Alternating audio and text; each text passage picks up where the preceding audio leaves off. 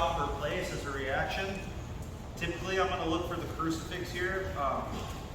The easy answer is like if, as he's escaping and getting perpendicular to me, like if he puts his hand between my legs, like yeah, I can crucifix him. Anytime somebody has a hand between your legs, there's a possible crucifix. Okay. The more technical answer is going to be when you're on the back and you trap somebody's hands. But with the hand trap, you start to lose the back position. Okay. This is going to happen a lot when you go for body triangles, and maybe they're bigger, maybe you have shorter legs, whatever the case is. Okay. So let's take a look at that. So we're here, we're going to do everything the same we just did.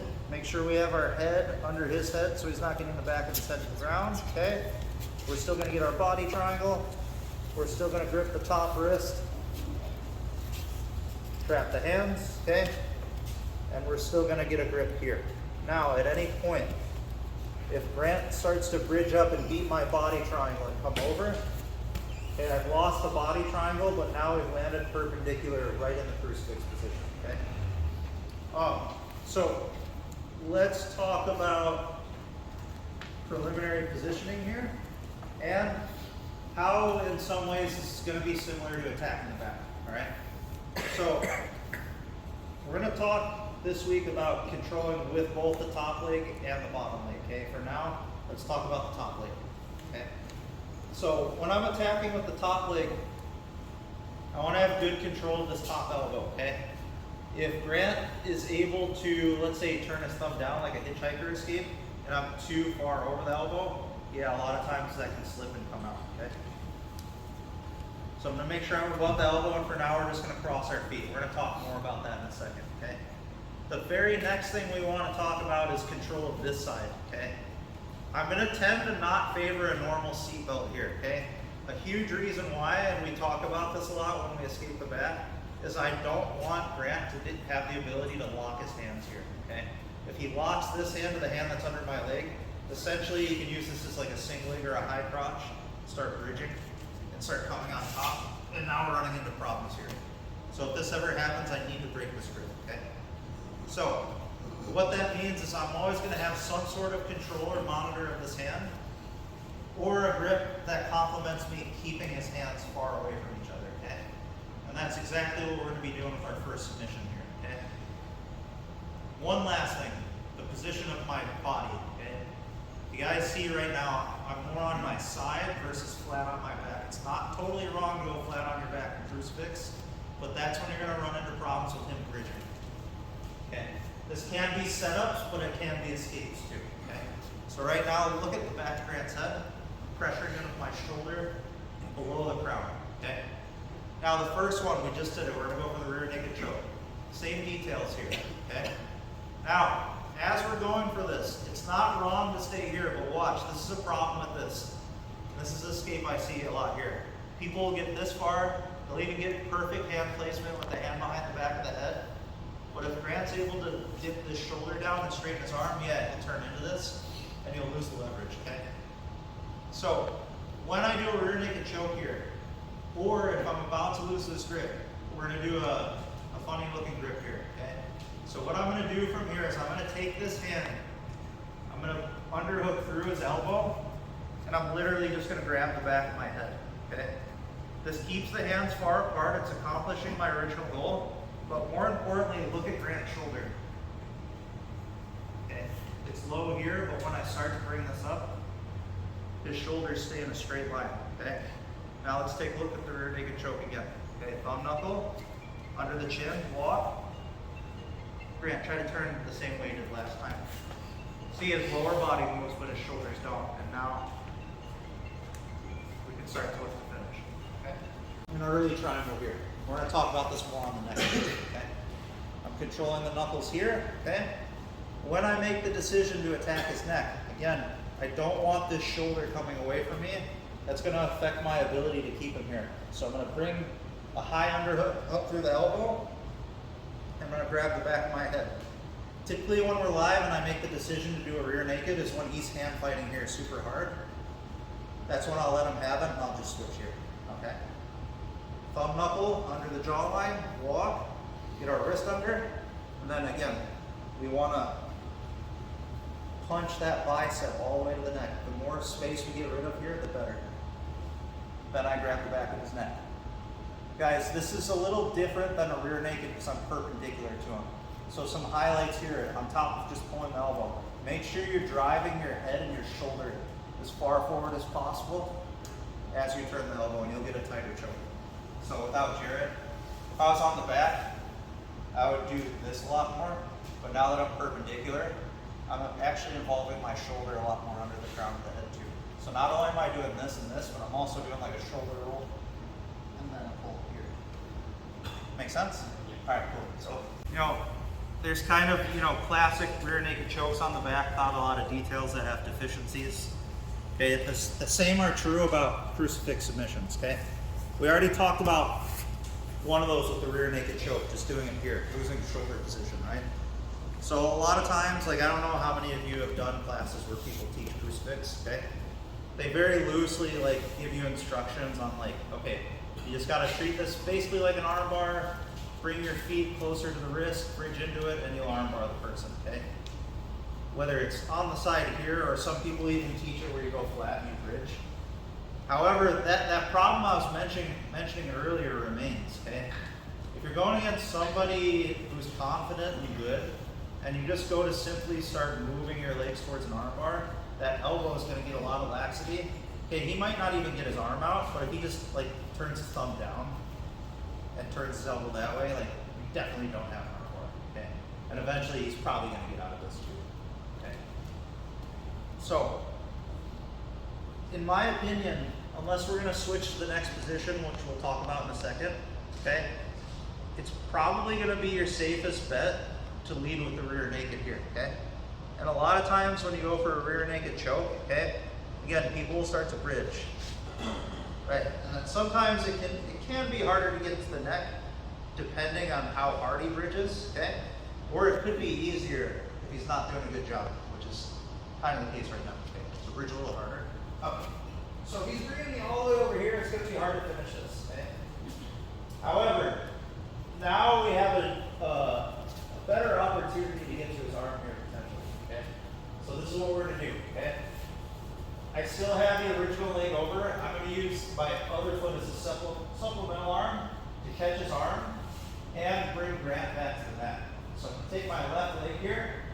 I'm going to bring my heel through. And I'm going to pull his wrist this way, okay? As I do that, I'm just rolling my hips to return him to the mat, okay? Now from here, I don't really move my foot out of this position. It's almost like a pin on his wrist, okay? I'm going to bring this knee to the mat. I'm going to flare my other knee. Tap. And then bridge into it to finish the arm bar, okay? So we start going for the rear naked choke. He bridges. Okay. I follow the bridge. I bring this leg over, pummel the wrist back in, and I rotate my hips back to the mat, okay? I'm keeping the wrist in with this foot, okay? It's like kind of a loose triangle here. I'm flaring my knee out, okay? And then from here, tap. Starting to bridge in to get the arm bar. Now, you guys heard me say this is a double attack. So the same way I was going for the rear naked, if I start to put pressure here and he bridges, that's when we have both submissions working at the same time. I can put pressure on the arm, or I can finish the choke. And it's going to be, especially the fact that he's already in a crucifix, now he has to try to defend two submissions while he's in a crucifix. Yeah. This might lead into some of the stuff we're going to do next week, because next week we're likely going to go to crucifixes where we're on top of the person, right? It's like a lot of crucifixes from Turtle. So, this bridging situation we're doing here can lead to situations like that. So what Jared's gonna do is he's gonna bridge on top of me. Go ahead. And Eli's question was, what about these athletic guys that bridge and then do a backwards roll? Okay. So Jared's gonna want a backwards roll over the arm that's strapped all the way to his knees. Is that right? And when he does, a lot of times that's when you can follow and start switching to top side crucifixes, okay? As you know, a casual crucifix player myself, that does happen to me a lot, and that's usually where I tend to go with it, okay? When we add that aspect of the top crucifix, you guys are gonna see like a big 360 of this position, okay? Like this week is just, believe it or not, these, no matter how complex this seems, these are almost like the basics of crucifix right now, okay? Once we add entries, that's when it's gonna get like a lot more dynamic. Make sense? Yes. Okay. So let's just go to another situation from the bridge. Are they always gonna back roll? No, okay? They won't always be able to back roll either, okay? Really that last thing I just showed you when they back roll out of this, the counter pressure to that is again, with just like I did with the arm bar, rolling your hips in, right? So we'll kind of look at the height of that movement here. So Jared's always, not always, but in this particular situation, he's going to be looking to continue his bridge this way, yeah? Good. And I'm going to be continuing to find ways to rotate into him, okay? So it's, you know, those two movements almost meeting each other. Now there's going to be a stalemate here sometimes of sorts, where he bridges so high that you don't feel like you can get this hand, like keep this thumb away from me. Yeah, and if he continues to bridge, it's just going to get further away from me, okay? However, what he's giving up here is space between his back and the mat. So from here, we can look to recapture the back position. So what I'm going to do is I'm going to take my free knee, I'm going to begin to sweep it under him. As I sweep it under him, I'm going to cut towards the trapped arm. Then we'll be back in back control with his arm trapped. Now, two things can happen here. He let me get pretty high on him. So if I get pretty high on him, we can go back to our back attacks, where we switch to reverse triangles, okay? As I enter in, if Jared gets up high on me, okay, that's when we can just trap the arm, get the one-handed grip again, and look to attack his neck here, okay? So this is still a hands-trapped back control. We're just on the other side now. So we've begun with the choking arm on top.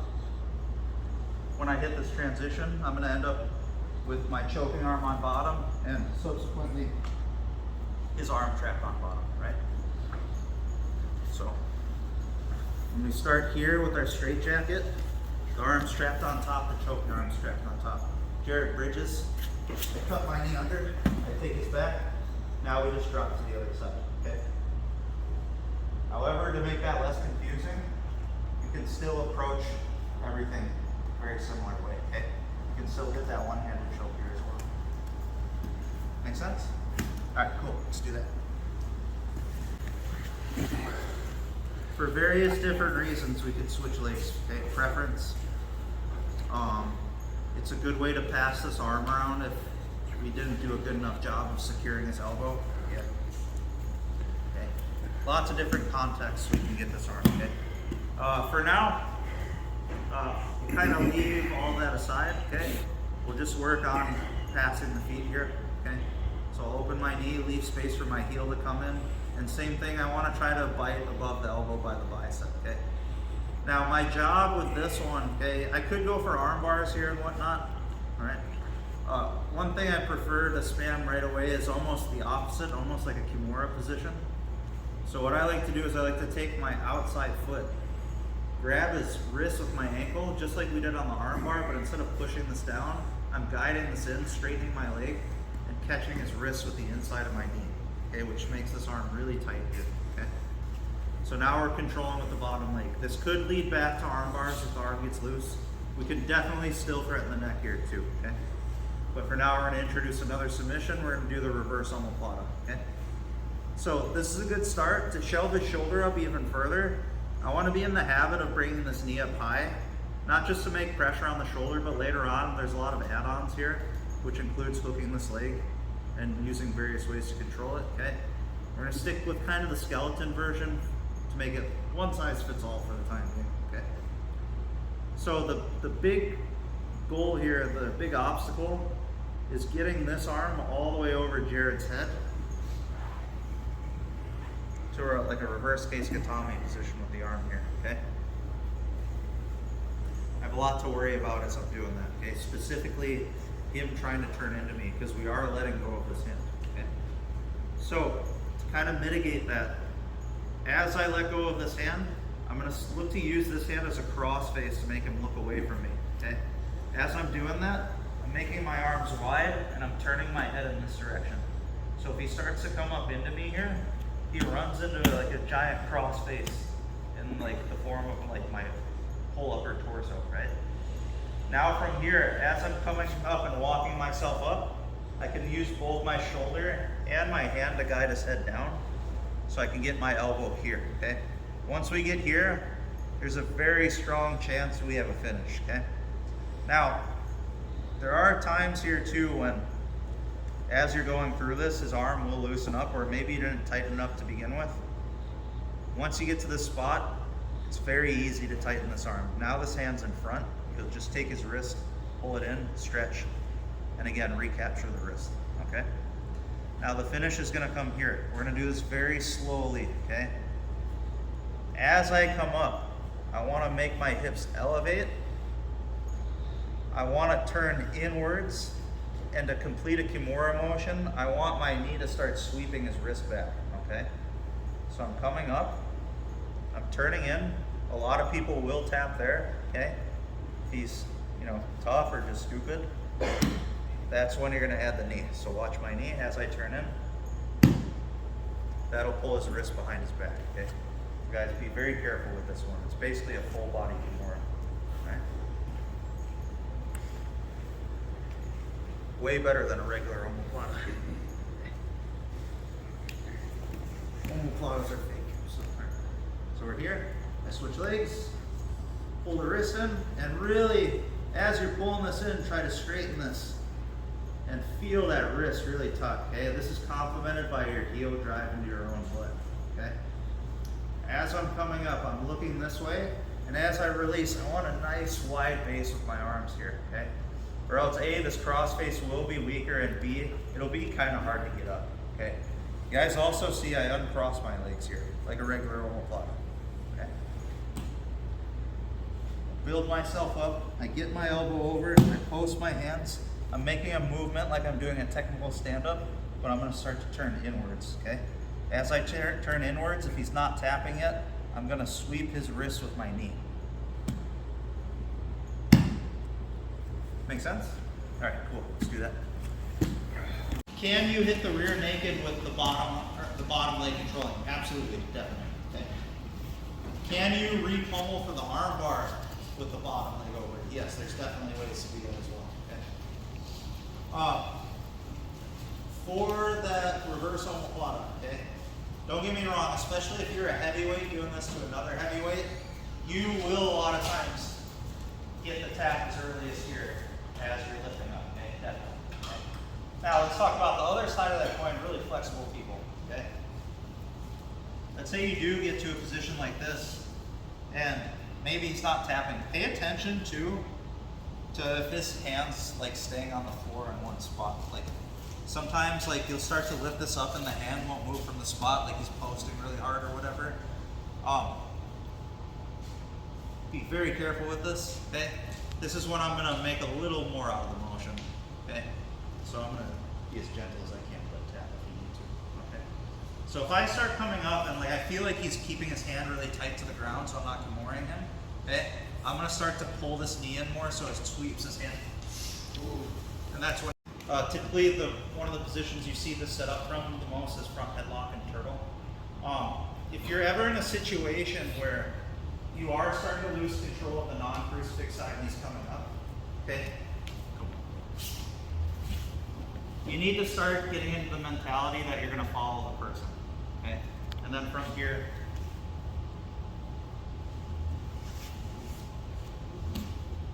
we can start chaining back to the same positions. Make sense? With the bottom leg or with the top leg. That's very common with the crucifix. Otherwise, you're gonna have to do those other things I said, like Kimura trap, switching to a back take, stuff like that. Okay? Any questions? Oh, good. We're gonna spar now.